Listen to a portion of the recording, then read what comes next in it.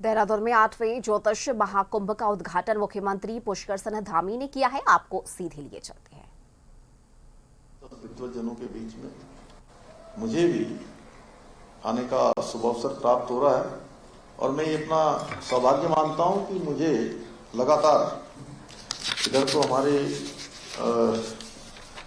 यहाँ के हमारे संपादक हमारे मित्र अनूप वाजपेयी जी प्रत्येक वर्ष बुलाते ही हैं, लेकिन मैं जब पहले वर्ष यहाँ पर ज्योतिष महाकुंभ प्रारंभ हुआ उस समय मैं जिम्मेदारी में भी नहीं था, लेकिन मैं अपना सौभाग्य कहूँगा कि आप जैसे सभी ज्योतिषाचार्यों के बीच में मुझे इसके प्रथम जो ज्योतिष महाकुंभ हुआ था तब से लगातार आने का सौभाग्य प्राप्त हुआ है। मैं इस विशिष्ट आयोजन के लिए अमर उजाला परिवार और ग्राफिक एरा विश्वविद्यालय को बहुत हार्दिक बधाई और साधुवाद देता हूँ।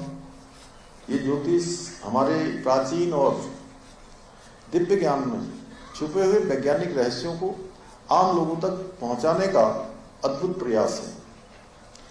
मुझे पूरा विश्वास है कि आपकी ये पहल मात्र एक विमर्श तक सीमित नहीं रहेगी, बल्कि इससे निकलने वाले निष्कर्ष मानव जीवन और सामाजिक समस्याओं के निराकरण के लिए विकट अंतर्राष्ट्रीय स्थितियों में हमारे राष्ट्र के उज्जवल भविष्य के लिए भी सार्थक मार्गदर्शन प्रदान करेगा।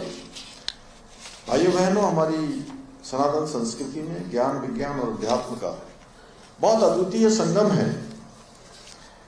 हमारी सनातन संस्कृति केवल आस्था और विश्वास पर ही आधारित नहीं है, बल्कि ये गहरे वैज्ञानिक दृष्टिकोण, चिंतन और शोध का परिणाम है।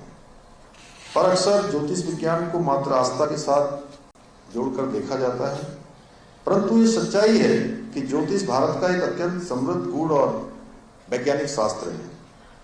भाइयों बहनों, हमारे पूर्वज और ऋषि मुनि केवल पूजा पाठ तक ही सीमित नहीं थे, बल्कि वो उच्च कोटि के वैज्ञानिक थे। मैं कल मुझे हमारे एक मित्र ने कल का मुझे पंचांग दिखाया और पता नहीं कब का बना होगा, मुझे लगता है वर्षों पहले बना हुआ पंचांग।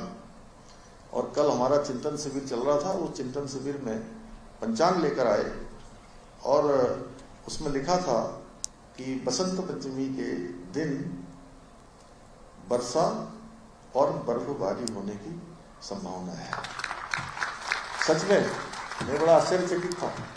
इतना सटीक विश्लेषण वर्षों पहले ही कर दिया गया। इसी प्रकार से हमारे आर्यभट्ट ने खगोल विज्ञान और गणित में क्रांतिकारी सिद्धांत स्थापित किए। महर्षि पराशर ने ज्योतिष शास्त्र को व्यवस्थित और वैज्ञानिक स्वरूप प्रदान किया। बराह मिहिर ने खगोल, मौसम विज्ञान और ज्योतिष को समन्वित रूप से प्रस्तुत किया। भृगु मुनि ने भविष्य कथन और कालगणना की परंपरा को समृद्ध किया। वहीं भास्कराचार्य और गणित और खगोल विज्ञान में अत्यंत सटीक गणना और गुरुत्वाकर्षण जैसी अवधारणाओं को समझने की दिशा में महत्वपूर्ण योगदान दिया। आज का आधुनिक विज्ञान जिन खगोलीय घटनाओं को समझने के लिए बड़े